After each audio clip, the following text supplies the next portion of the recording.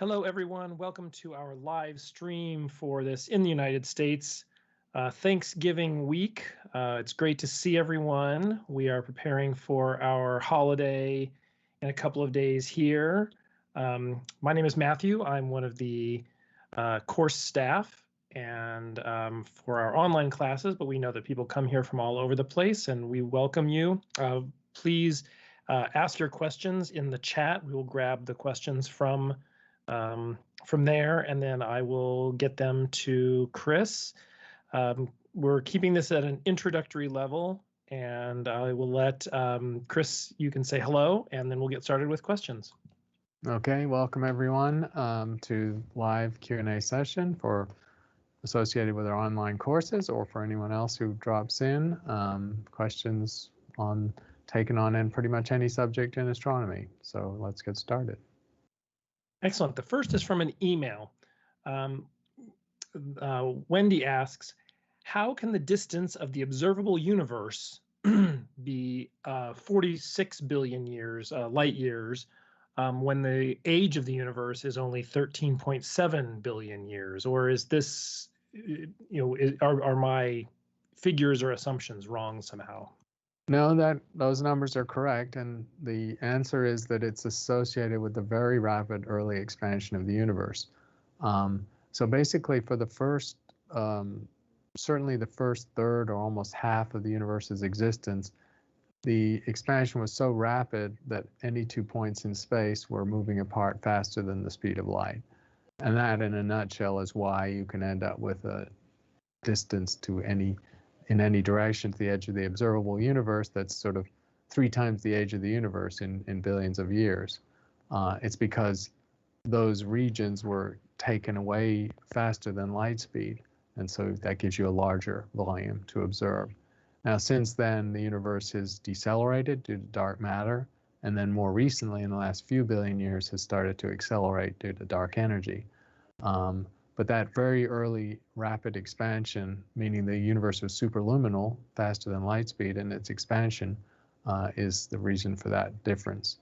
And it's not violating any law of physics. The finite speed of light as an absolute limit refers to transmission of signals in the local universe in lab situations or terrestrial situations.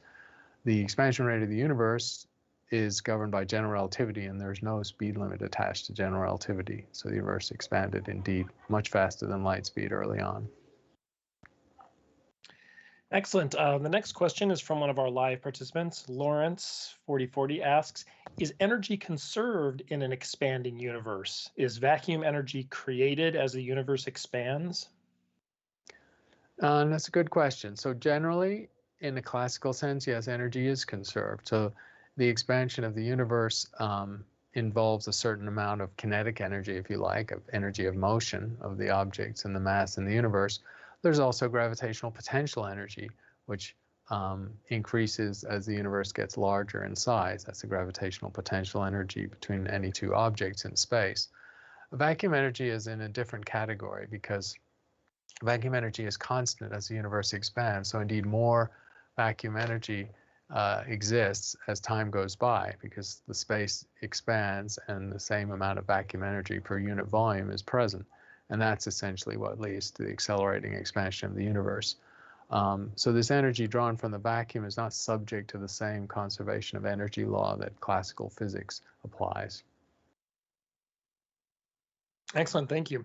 The next question from email is it possible that there is another set of elementary particles yet to be discovered that comprise it says, I'm not sure, I must have missed the title of the email. Is there possible another set of elementary particles in the universe, or even an electromagnetic field that operate on, see here, I guess dark matter. So the question is, could dark matter be from another set of elementary particles and another set of electromagnetic fields or fields that operate on it? So the standard model of particle physics, accommodates a pretty finite set of particles, essentially 12 and double that for their antiparticles. That is 6 flavors of quarks, 3 flavors, the electron, the muon, and the tau, and their corresponding neutrinos. So that gets you to 12. And then they each have antiparticles. The extensions of the standard model of particle physics come from supersymmetric theories. And these supersymmetric theories, first worked on in the 1980s, try to rationalize the difference between fermions and bosons, that is to say, integer and half-integer spin particles, which in classical quantum theory are quite distinct. But you can unify these and also create a unification of the 3 forces of nature, excepting gravity, if you have a supersymmetric twin for every particle in the standard model. And so that's a mechanism by which there are indeed another set of sort of shadow particles, if you like, supersymmetric twins of all the standard particles, therefore doubling the number of fundamental particles. And in some supersymmetric models, the lowest mass stable supersymmetric twin is a plausible candidate for dark matter. And so this is maybe the neutralino is another phrase. They add the INO at the end of the word for the elementary particle to make it the supersymmetric twin. So supersymmetry was a mechanism of unifying 3 of the 4 forces of nature. That hasn't been done experimentally. And unfortunately, in CERN at the Large Hadron Collider, which had been hoping to see hints of supersymmetric theories being correct, or this unification, has not seen any such hints. It doesn't reach the formal energy or temperature required for those 3 forces to merge, but it gets close enough to it that hints of that unification should be present. And in several years now of experiments, there's been a disappointing lack of indication of supersymmetric theories being right, even to the point where some of the most popular supersymmetric theories are ruled out. And of course, these also constrain the dark matter particle. So if supersymmetric theories end up being completely ruled out, then we've lost some of the best candidates for dark matter. The next question is from a live participant. We know that the universe is expanding. Does that apply to each and every one of us? Are we all expanding in size, or is it just intergalactic space that is ever increasing? So the expansion of the universe is the expansion of space-time. Space-time in general relativity is a manifold. That is, it's a mathematical object, essentially, not a physical object. So space-time expands in general relativity, and it is essentially the grid of space-time. If you can visualize the grid, it's not really marked out in physical space, but you can visualize a grid, and that expanding grid is space-time expanding. The objects within space-time are subject to different forces. So galaxies are held together by their internal gravity, mostly coming from dark matter. And so galaxies do not expand within the space-time and within the expanding universe. They are carried apart by the expansion of space-time away from each other, but they don't expand. Similarly, solar systems are held together by the gravity of the star holding the planets in orbit, and solar systems don't expand. And so these situations of gravity are immune from the overall expansion of the larger space-time. And then when you get to smaller individual objects, rocky objects like planets or asteroids or even people, these are now held together by interatomic forces, and those also immunize such objects from the expansion of the universe. So smaller objects anywhere in the universe are not expanding with the space-time. The next question is from Yangik, who asks, is it true that NASA has received radio signals from another galaxy? Does this mean some kind of civilization? How was it confirmed? And what are some of the possibilities behind these signals? There's been news stories of signals, radio signals from external galaxies that potentially have an interesting characteristic that might indicate an unnatural origin, which is to say, an intelligent civilization sending radio signals. That is basically abated. It's now pretty likely that what's being seen is pretty normal astrophysics from an external galaxy. The default is always in this field of signals from other galaxies, especially non-optical signals, that it's astrophysics at play and not intelligent aliens. That's probably the least likely hypothesis. When there is a periodic signal, then it begs for an explanation. Pulsars were, of course, discovered as early periodic signals in radio astronomy, and some people wondered if they might be, sentient beings pulsing radio signals at us. But that turned out to be not the case. These were just compact neutron stars with hot spots. This radio signal has been found almost certainly is interesting, but in the end, mundane astrophysics and not evidence of aliens. The next question is also from a live participant, Star Seeker Goddess. I would like to know what is on the dark side of the moon? Well, we know it's on the dark side of the moon because we've had a number of space missions that have orbited the moon or been around to the far side. There's even been a couple of objects landed on the moon early in the space program. So the geology of the moon, the far-facing side of the moon is a little different. It's more heavily cratered than the side of the moon we can see. The moon is tidally locked to the Earth, which means one face always points to the Earth. And in a subtle way, the Earth shields that facing side of the moon to us from impacts, from some fraction of impacts. So the far side, the exposed side, is subject to more impact, so it's more heavily cratered. Otherwise, the geology is similar. It's considered a great destination for doing astronomy. It's very dark. It's very quiet geologically, of course. The moon is inactive geologically. So people who have grandiose ideas for telescopes in space have also recognized that the dark side of the moon would be an excellent place either for optical or radio telescope. The next question is from an email. Why were photons unable to travel in the plasma of the early universe? Well, the reason they're unable to travel is because they scatter off electrons. So the process that makes the early universe opaque is electron scattering of the photons. So when hydrogen is ionized, the protons and the electrons are liberated from each other, and they're both traveling around relativistically. And electrons present a significant cross-section to photons, and so they're scattering off those electrons. And that means a photon cannot travel very far before it runs into a high-energy electron and scatters. And then it happens again and it happens again. And so the photons are not traveling freely or in straight lines. As soon as the universe cools enough for the electrons to become attached to the protons, generating stable hydrogen atoms, that cross-section of photons to electron scattering drops dramatically, and those photons can now travel freely, and therefore the universe becomes transparent. The next question is from Christina, who sent an email. Are all of the Martian meteorites that we found on Earth from the time when Mars was still heavily bombarded by asteroids? So, for example, from the time when Mars was still a very young planet? That's a good question.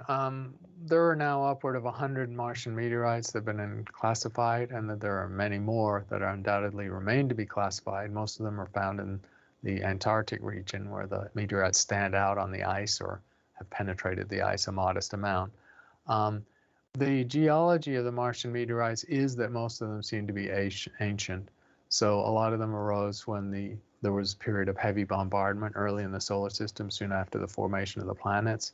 And Mars has a thin atmosphere, had a slightly thicker atmosphere then, but still thin enough for material to be blasted off it. There are a small fraction of the 100 or so Martian meteorites that are geologically younger, but almost all of them are igneous rock, for example. One of the disappointments of the Martian meteorites is we'd perhaps hope that some of them might be sedimentary rocks, which might possibly contain evidence of life. Remember, the rovers, and particularly the current Mars rover, is deliberately in a region that was understood to be underwater billions of years ago to look for possible traces of life.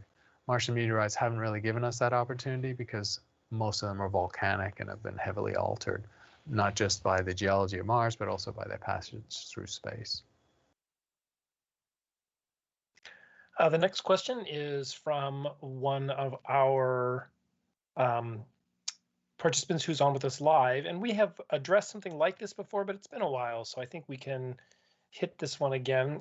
What advice would you give to a high school student or high school students who want to be an astronomer or astronauts in the future? Well, there are different goals.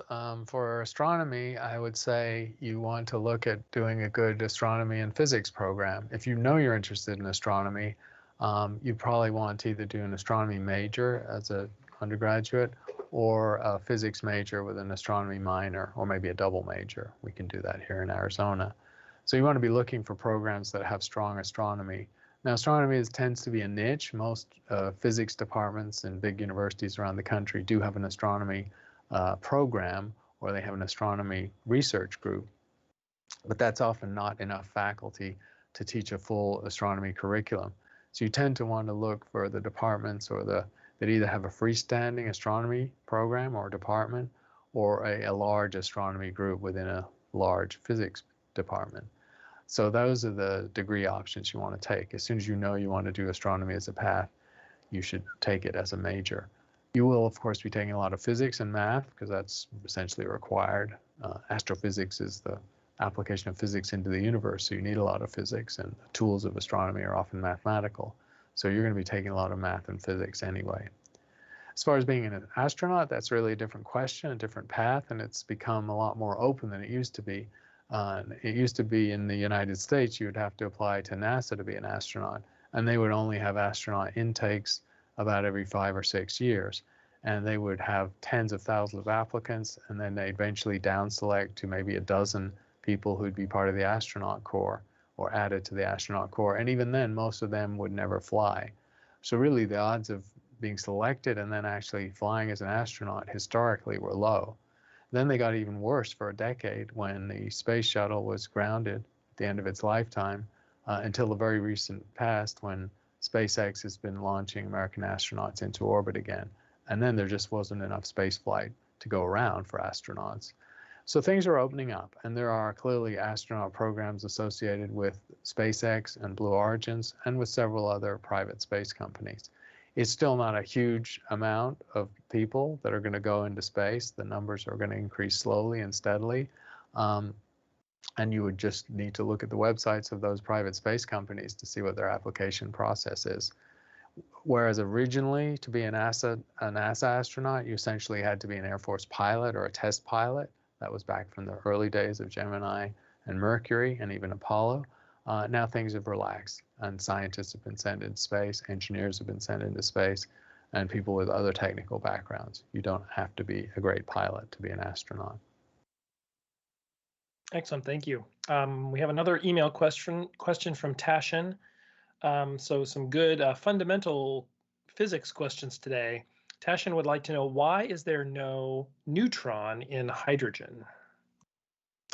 Well, it's an interesting question. The neutron is a fundamental subatomic particle.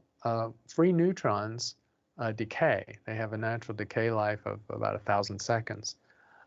So free neutrons do not stick around long. They decay. And that's part of the reason why many atomic nuclei consist of protons rather than neutrons. Heavier atomic nuclei are a mixture of protons and neutrons, but the most abundant particles in the universe, freestanding particles that are stable, are protons and electrons. And so hydrogen is the natural alliance of a single proton and a single electron. The next question is from one of our live participants. Rentgen101 asks, and I assume this is referring to Kepler's laws, but is the rule that equal areas in equal time restricted to 2 dimensions only?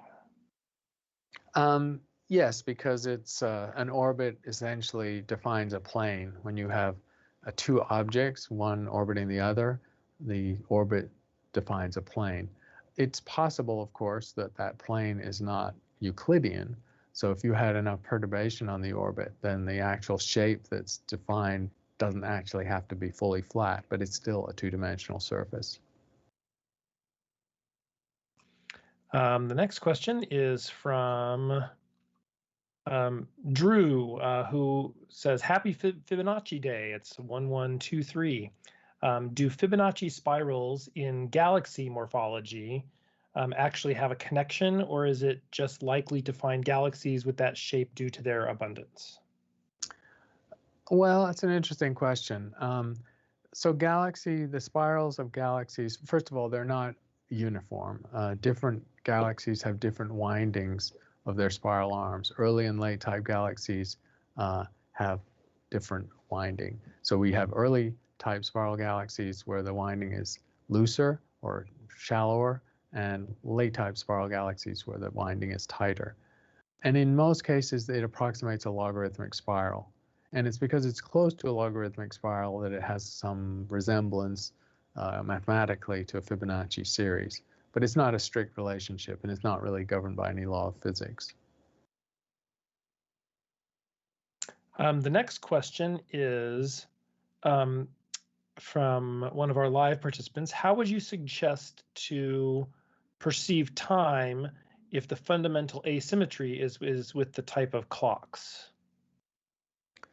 Not totally sure I understand the question, but time asymmetry is an issue in physics for sure, because physics has at its fundamental level a pretty high degree of symmetry in the objects under study, and that applies to particles, for example, where they have symmetries with their antimatter twins, which is essentially an opposite set of quantum properties.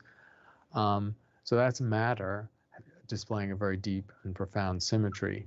The question of whether time displays a fundamental symmetry is not clear, because obviously there's an arrow of time, and so only at a subatomic level do we see physical processes playing out with equal probability in a forward or backward time direction. So there is symmetry of time at the level of individual fundamental particles and their interactions. But as soon as you get to large aggregates of particles, physical objects, for example, then thermodynamic rules take over, and you have an asymmetry of the time arrow and a general tendency toward more distorted states. The next question is from Jim McLeod, who is often with us. Thanks for coming back, Jim. It's always good to see you. If the moon's orbital plane perfectly matched Earth's equatorial plane, would the precession of Earth's axis cease? Oh, that's an interesting question. Yes, if these angular momentum vectors were perfectly aligned, then there would no longer be a torque applied, and it's the torque that creates the precession. So in that hypothetical case, yes, you could lose the impetus that gave the Earth its precession. The next question is from another live participant. What are your thoughts on Oumuamua and its potential alien origin? Well, this question seems to have been answered in the last couple of years. Oumuamua, for people who are unfamiliar with it, that's a Hawaiian name. It was named after a Hawaiian god, and it was an interloper, a visitor from beyond the solar system that whizzed through the inner solar system extremely rapidly, a very unusual orbit, sort of hyperbolic orbit. And the most striking thing about it physically is its highly elongated shape, almost like a needle, like a rock needle in space, 10-to-1 aspect ratio. It's very unusual for an asteroid. So the combination of its unusual orbit, very high speed, and extremely unusual shape had led to some speculation that it might be an extraterrestrial alien artifact just sent into the solar system. And Avi Loeb, who's written academic and scholarly papers on this hypothesis, also written a popular book on this hypothesis a year ago. And so it got into the news and the media, and it's been covered quite a lot. In the meantime, however, planetary scientists have done their homework, and they've realized, first of all, that when the best data is looked at, Oumuamua's shape is not quite as radical or extreme as people initially thought. And they've also measured some aspects of its geology from its reflectance and using spectroscopy. And also even its orbital characteristics are not so extreme.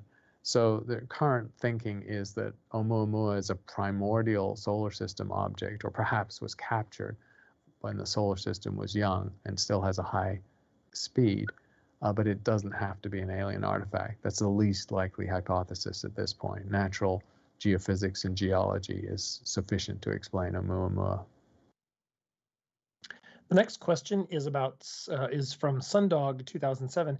Can you talk about photons? From a photon's perspective, does everything happen instantaneously due to time dilation? Well, photons' perspective is an interesting thought, because photons travel at the speed of light, and that's the only speed they can travel at. So the perspective of a photon would be this perspective of someone traveling at light speed. Incidentally, this was a great thought question that Einstein had when he was a teenager, actually, living in Switzerland. He wondered what the world would look like if he rode on a beam of light, and that logic impelled him towards the theory of relativity. So if you're taking the perspective of a photon traveling at light speed, there is essentially infinite dilation of time, because time would essentially stand still.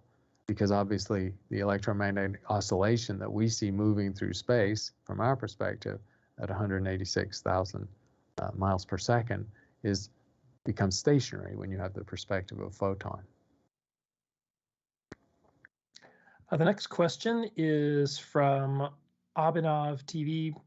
Can you talk a little bit about Uranus and why is its axis of rotation so tilted?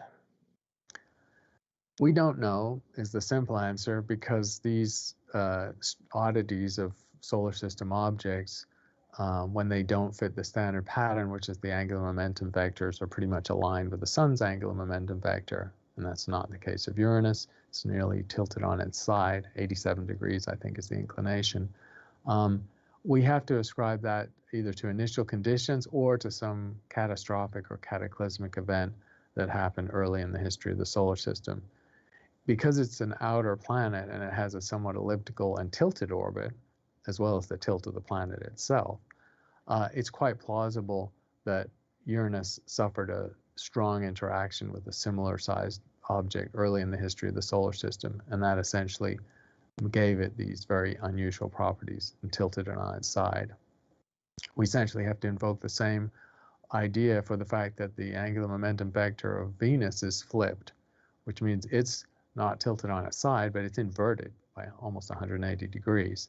And that also doesn't make sense in terms of formation scenarios of the solar system. So it's also ascribed to an impact or a collision or a strong interaction early in the history of the solar system.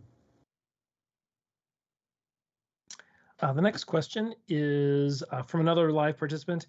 And it's true, I heard that the James Webb Space Telescope suffered another delay after slipping from some kind of mounting strap. Do you have any comments on the news? Do you have any familiarity with what happened? Can you talk about that? No, I've just seen a headline. I'm afraid I don't know more about that. It does. There are other plausible launch windows. Obviously, it's all disappointing because it's been pushed sequentially so many times and so often. But the instruments are ready. It's really passed all of its other ground tests. So, and the rocket is ready for it. It's really not so much the launch window itself as the availability of the launch vehicle, because the Ariane 5 launch vehicle has other calls on it. It's one of the most powerful launch vehicles in existence, and so it's in heavy rotation basically, and it only manages a few launches a year. So that's probably going to be the limiting factor on rescheduling.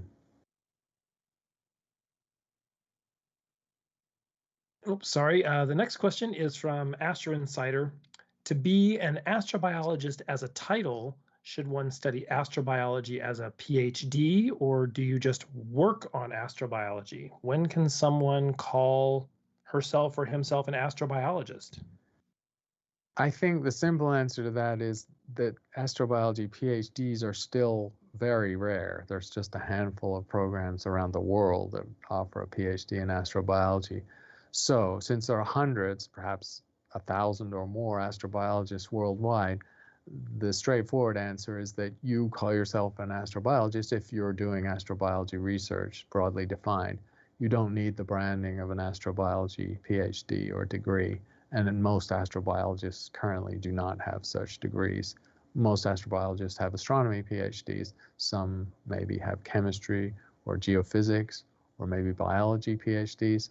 So astrobiology PhDs are simply so hard to get at the moment that that's certainly not a requirement to be an astrobiologist. Excellent. The next question is again from a live participant.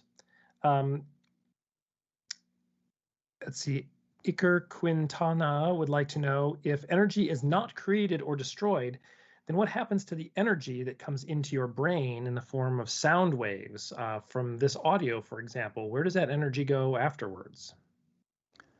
Well, right. So conservation of energy does apply, as far as we know, in the terrestrial world and in experiments that we can do. And so energy, right, can't disappear. I think the simple answer for sound energy that we perceive, remember, sound energy is just the vibrations of molecules traveling in compression waves through the air. So that sound energy, when it's received in your inner ear and registered in the eardrum, and then transmitted into electrical signals, that's essentially what is happening to the energy. The energy is putting mechanical energy into moving parts of your ear, and then within those moving parts, the mechanical energy has been converted into electrical signals, which then are perceived as sound. So the energy is being transformed in its form, and it's also a very modest amount of energy too. The next question is from Sacred Gobbler, who asks, is our galaxy relatively large or small compared to most of the other galaxies out there? Galaxies have a pretty big range in size. Our galaxy is a spiral galaxy. It's considered an SB galaxy, an SBC galaxy, actually, if you want to subclassify it. So it's a sort of medium-sized spiral. It has a medium level of winding of the spiral arms, not as tight as some and not as loose as others. So it's pretty much in the middle of the range of the size and mass of spiral galaxies. In the larger spectrum of galaxies, the type of galaxies that are generally more massive than all spirals are elliptical galaxies, ranging up to giant elliptical galaxies, which have masses of trillions of solar masses. And then at the low end of the spectrum, there are very few dwarf spiral galaxies, so the smallest galaxies do not tend to have spiral structure. They tend to be irregular, like the Large and Small Magellanic Clouds, or dwarf elliptical galaxies. So the smallest galaxies are ellipticals and the largest galaxies are elliptical, and they have range in mass of a factor of 1,000,000, and the Milky Way is sort of in the middle of that mass range. Gano27 says, I will soon finish the course Astronomy Exploring Time and Space on Coursera. What would be the next logical step in order to keep on learning? Well, you might want to take a more specialized course. So we have an astrobiology course on Coursera. There will be some degree of overlap on stellar evolution and singular few small topics with the general astronomy course, but you'll learn a lot more about exoplanets, about the biology of life in the universe and the history of life on Earth and so on. So naturally, I'll recommend our course on astrobiology. There are other MOOCs out there on cosmology, for example. So if you're really interested in the cosmic side of things, the large scale of the universe, there are courses that dwell just on cosmology. And I'm not going to mention any in particular. I'm aware of 7 or 8 actually that are hosted by Coursera. So those are the two, more specialist astronomy courses that are natural follow-ups to a survey course. Dave sent an email asking, can a black hole leave space-time distorted as it passes through space? Well, as a black hole, if a black hole were in motion, given a kick of motion by its formation process, say in a binary system, then yes, a black hole, because it's a spinning object, black holes are always spinning because they form from stars that have angular momentum. Any spinning, moving mass will create space-time ripples or gravitational waves, perturbations as it passes through space-time. So moving black holes do actually cause gravitational waves at a low level.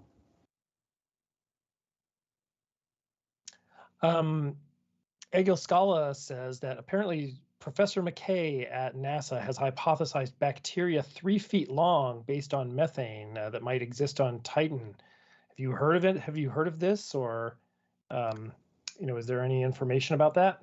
I've seen Chris Impey. I know him. I've interviewed him and talked to him a number of times, and he's a really smart an experienced NASA astrobiologist, quite senior, and he likes to speculate on the nature of life in the solar system where it deviates from terrestrial life, and this particular idea is riffing off what differences there might be for life on Titan, where the biochemical basis is going to be different than life on Earth because it's based on ethane and methane. So it's hydrocarbon life using carbon for chains, long chain molecules, I guess he's speculating that in this very cold environment with this different biochemical basis, you could grow a very long organisms whose function, whose metabolism was also very slow because they're so cold. It's pure speculation. We don't know that there's any life possible at all in such an alien environment. The next question is from an email. This sounds like it's harkening back to our earlier conversation about neutrons. Wendy would like to know, what purpose do neutrons serve in atoms? Well, it's always hard to ask what the purpose of a fundamental particle is. It's part of the standard model of particle physics, and so neutrons as protons are made of quarks. There are 3 quarks in a neutron and 3 quarks in a proton. It's not clear what the purpose is. A neutron is simply a neutral version of a baryon, or a heavy mass particle that exists in the subatomic landscape. Their purpose, of course, in practical terms, is they facilitate radioactivity because neutrons are unstable. And so atoms that have a significant number of neutrons as well as protons in their nuclei tend to be unstable, and that's what leads to nuclear fission. I'm not sure if you really cause fission their purpose, but it's certainly an interesting byproduct of having nuclei with a lot of neutrons in them. The next question is from Star Seeker Goddess, who would like to know, and I think we could take this in a few different directions, but what is beyond what humans can see of the cosmos? Well, we think that beyond what humans can see, beyond our horizon, as cosmologists would phrase it, is more of the same. Because the universe has expanded faster than light speed for some fraction of its existence, that tells us that in the standard cosmological model of the Big Bang, there are regions of space and time that we have not yet seen in the history of the universe. They will maybe come into view, some of them, and some of them will not because of the accelerating expansion. So it's a simple part of the Big Bang hypothesis that there are regions of space and time that we haven't seen yet. And we should imagine that they have similar composition, similar structures, similar galaxies and stars as the parts of the universe we can see. The next question is from GameStar13. Do you think that, what do you think of Planet 9? And is it possible that it could be something like a primordial black hole instead of another planet? The evidence for Planet 9 is, often being put on the table from various sources, and none of it has stood the test of time so far. There's no evidence for an extra big planet that we've been missing. Remember, the gravitational map of the solar system is pretty sophisticated. We've measured the orbits of the major objects in the solar system, including many of the largest asteroids, in great detail. And so for there to be an undiscovered but large object, a Planet 9 out there, even quite far out there, or on the far side of the sun from us, it's hard for it not to make its presence felt in terms of its gravitational imprint on the orbits of the planets, the major planets, and we don't see any evidence for that. I think, therefore, that means that Planet 9 is unlikely to exist as most people imagine it. The next question is, does a gravitational wave have a particle side? Does it have a particle to it? That's a good question. And the answer, no. In standard physics and in general relativity, which is the theory that leads to prediction of gravitational waves are essentially oscillations or perturbations in space-time. And so they don't actually have a particle associated with them or attached to them, or they don't manifest as a particle. They simply manifest as dynamic changes to space-time. The next question is from an email. Since the volume of dark matter will decrease with the expansion of the universe, there will come a time in the future when scientists won't be able to detect dark matter at all, and thus we might not ever find out what it is? Indeed, as the universe expands at an accelerating rate, dark matter is being diluted. However, this dilution of the overall expansion of the universe, the volume getting bigger and therefore the matter within it getting more spread out, is mitigated by the fact that dark matter exerts gravity on itself. And so dark matter clusters or clumps, and that clumping concentrates it against the expansion of the universe. So we see dark matter concentrations. The halos of galaxies are such concentrations, but they also exist in intergalactic space too. So I think because of this clumping of dark matter by gravity, it's not going to disappear or dissipate to the level where it will be impossible for us to detect.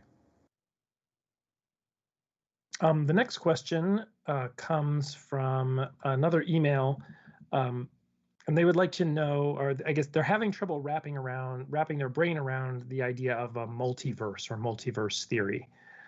So how likely is it that we are one of multiple universes, and what kind of evidence would we be able to find to validate that? The multiverse idea really originates from the idea of inflation. If the universe underwent an extremely rapid exponential expansion, tiny fraction of a second after the Big Bang, then the visible universe we see around us to the edge of our vision represents a quantum fluctuation inflated by inflation to macroscopic size. And so the fact that the universe is therefore a quantum entity leads to speculation, natural speculation, but difficult to pin down by observation, that the quantum entity that represents our universe need not be the only quantum entity. So if the backdrop to this is some quantum space-time foam, loosely described, then perhaps there are other quantum fluctuations that led to other universes, and therefore you have the multiverse idea. That's it in a nutshell. Some skin is put on those bones by going to string theory, which has a way of talking about how many vacuum states there are. In string theory, you have an enormous number of possible vacuum states, and that gives you an enormous number of possible or potential universes under string theory. So these are speculations from as yet unconfirmed theories. A separate universe from ours, of course, almost by definition is unobservable because it's beyond our horizon or beyond our space-time continuum. So how would we even know of its existence? Possibly by an adjacency effect, but no one's really made a prediction like that. So at the moment, the multiverse is an untested hypothesis, and some cosmologists worry that it might be an untestable hypothesis. The next question is from HRC 9876. Why is the speed of light a fundamental limitation when you have things like quantum entanglement that can seemingly transmit information instantaneously? The speed of light as a fundamental limit is a product of the special theory of relativity, which has been proved to be valid in thousands and thousands of experiments over the last century. Quantum entanglement is an interesting phenomenon where coherent information can be held across macroscopic distances, not just small fractions of a meter, but lab type distances or even beyond. And it appears that that information is simultaneously held over a significant distance, which would violate the precept of special relativity. So quantum entanglement actually needs some extra explanation. It doesn't fit neatly into the special theory of relativity. Stanley sent an email and is specifically asking about exoplanets. Gliese 1214b is a super Earth that is thought to be a water world orbiting an M star. While it seems too hot for life, do you have any opinion on the need for dry land for the development of advanced life or technologically advanced life? There's quite a lot of debate about this, about what conditions are needed on terrestrial planets. There's physical conditions that are required for biology, especially for biology, not just to get started, which indeed probably happened in the Earth's oceans and didn't need a land surface, to becoming more advanced. And obviously, more advanced life forms developed on the Earth's land. Although not exclusively, we still have marine creatures that are quite sophisticated and large. So at the moment, we don't know what the requirements for this are. And so people are trying to keep an open mind. And it's certainly true that there are water worlds where there would not be continental masses. The other issue is plate tectonics. It's considered that the dynamism of a plate tectonic situation of geologically active planet may be required to keep the cycling of materials and the free energy levels high to let life get started. A planet without this, which could include some of these water worlds, might be dead for that reason. Anamaya Gayandar sent an email asking, I want to ask why solar and lunar eclipses only occur on new moon and full moon days, respectively. Well, it's because of the geometry of the eclipse configuration. In a lunar eclipse, the Earth the moon passes through the Earth's shadow, and that essentially means that the moon is on the opposite side to the Earth as the sun. And so that is only going to happen somewhere around a full moon, because that is the full moon geometry. Earth, sun, and moon on opposite sides, 180 degrees apart. In a solar eclipse, the moon passes between us and the sun. And that, of course, can only happen in a new moon situation, because that's the geometry where Earth, sun, and moon are lined up in that order that leads to a new moon. So the eclipses have to happen near those lunations just because of the geometry. The reason they don't happen every new moon and every full moon is because of the tilt. There's a 4-degree tilt between the moon's orbital plane of the Earth and the Earth's orbital plane of the sun. And that means that not always, and in fact quite infrequently, does this alignment become perfect enough to cause an eclipse. The next question is from Faisal, who would like to know, can you explain why or how a cup of water on the Martian surface would boil and evaporate almost instantly? It's really because of the low pressure and the low temperature. Remember, the Martian atmosphere is about 1% of Earth's atmosphere. So what we have is a situation where at low pressure, the boiling point of a liquid goes down. And so we have a situation on Mars where the boiling point will be very low. And that means that the molecules at the top of the glass of liquid, say, are evaporating off very quickly into the thin Martian atmosphere. And that essentially means that the water is boiling away. And it happens very quickly because of the low pressure. The next question is from Mark. Would hypersonic technology that's now emerging, the United States and now China is working on it for military missiles, would that have any benefit for space exploration? It's already there for space exploration. Hypersonic missiles are missiles that travel anywhere from 5 up to, I think, 12 or 13 times the speed of sound. But we already have spacecraft that do that. Space shuttle is hypersonic. All the major spacecraft are hypersonic. So that's actually pretty routine to have space vehicles that are hypersonic. And of course, as soon as they're in space, there's no sound to be carried. There's no medium for carrying sound, so there's no shock wave or sonic boom when you go faster than sound speed. And so it's actually much easier to go faster than what would be the speed of sound when you're in space.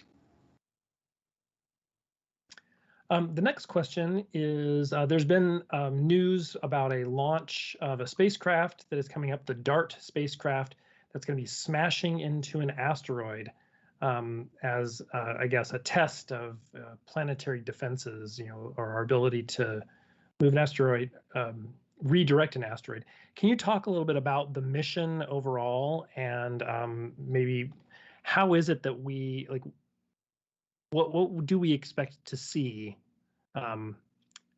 change in this collision? Well, the big uncertainty in these kind of missions where you impact an object out in deep space is you don't know what the composition of the object is. We've got spectroscopy, we've got size measurement, we maybe have a density measurement, but we don't know what the structural integrity of the object is. So it's actually very difficult to estimate ahead of time what will happen when you send an impactor into a small solar system body. For instance, we learned that comets don't have a lot of structural integrity. And so if you impact them, you potentially disrupt them entirely. And the same may be true of some asteroids. So this uncertainty in knowing the coherence or the integrity, the structural integrity of small solar system body means it's very hard to predict what's going to happen. Excellent. One of our live participants said that they read an article that says that it's possible to pursue a fully funded direct PhD without a master's in the US. Can you talk about how these programs work, and can you do something like that in cosmology also? It is possible, of course, to do a fully funded PhD without pursuing a master's. Many programs do not have a master's and PhD option. They just have PhD. Arizona is one example of that. We don't give a master's degree. We give a PhD in astronomy. As far as the funding mechanism, when you say directly funded, it's sort of important to be funded in a graduate program. Some part of the funding of graduate students at most universities comes from being TAs or teaching assistants, but that's typically not the bulk of the funding. So if you're in a 6-year PhD program, which is a standard length with 2 years of coursework and 4 years of just doing research, you need to be funded through that time. And that's essentially 12 semesters of funding. Most of those are not probably going to be TAs, so you actually need an RA. You need a research assistantship, which means you need to be working with a faculty member on their grant.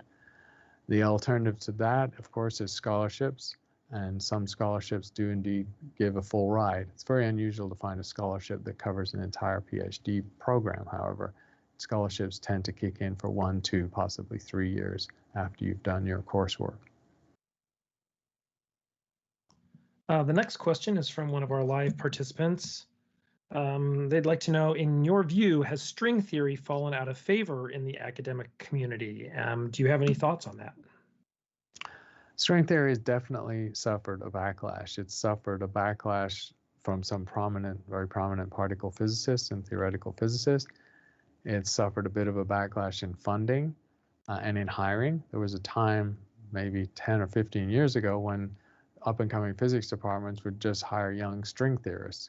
Of course, they're fairly cheap because they're theorists, so they don't need expensive labs or accelerators or big startup packages.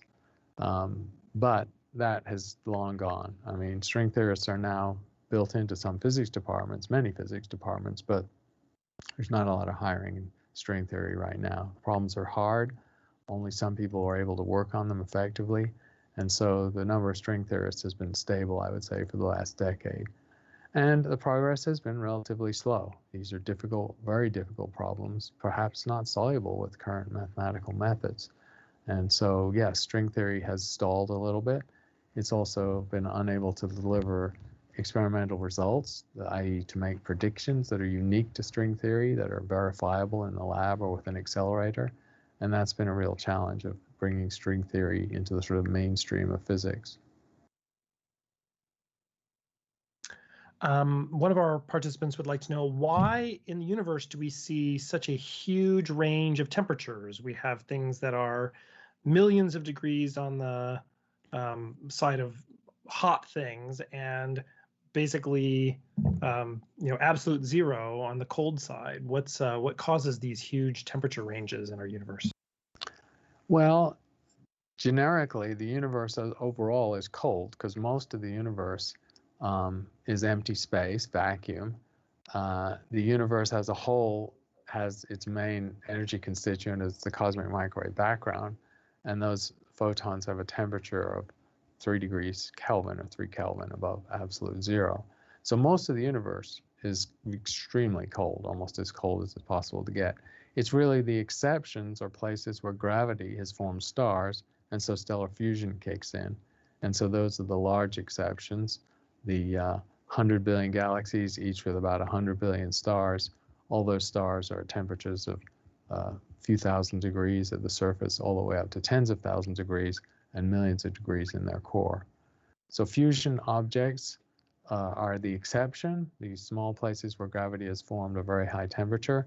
And then higher temperatures than millions of Kelvin, as in stellar fusion, are exceptionally rare and really only occur in the X-ray emission associated with a supernova remnant or supernova itself.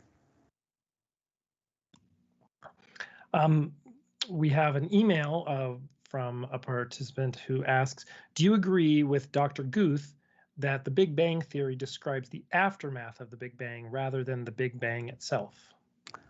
Yeah, that's true. The Big Bang is a theory, a model to describe the universe's evolution from an exceptionally hot, dense, and small state. It doesn't talk about the very original state, the initial state, which formally you project back to say it's a singularity, which doesn't really make sense physically. And it certainly doesn't talk about what caused the universe to expand that way. It's a description of what came after the singularity or the original origin event. And as that, it's a pretty successful theory. And we try to push the theory as far back towards the origin as we can.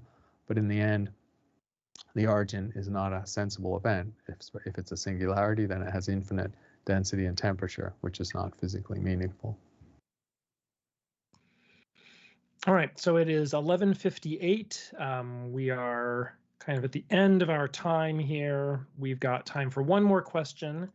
And I think we'll take something that's a bit philosophical, which is from Abhinav, who asks, if everything in the universe follows certain physical laws and predictable principles, does that mean that there is no free will? It's almost as if everything that's happened was written as a story that's just unfolding. It's an interesting question, and philosophers like to debate this, and physicists like to think about it too. The fact that the universe is governed by physical law does not in and of itself mitigate against free will, which is something that a conscious entity like a human might exhibit. And that's because as soon as you get to higher levels of complexity, the universe is not deterministic. There's nothing deterministic about a collection of 10 to the 26 atoms, which is basically what a human being is. Forget about how the brain actually works and produces consciousness. So determinism is not really a part of physics, the physics of large number of particles and physical macroscopic sized objects.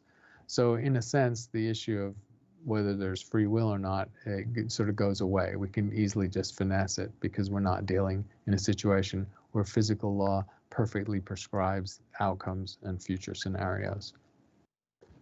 Thanks for that last question. That was good to get a philosophical endpoint and also usual good range of questions. I don't know if we've advertised our next couple of sessions. We'll get a couple more in before the holiday, the Christmas holidays, and we'll be announcing those soon. Thanks to Matthew and Vicky for facilitating this session.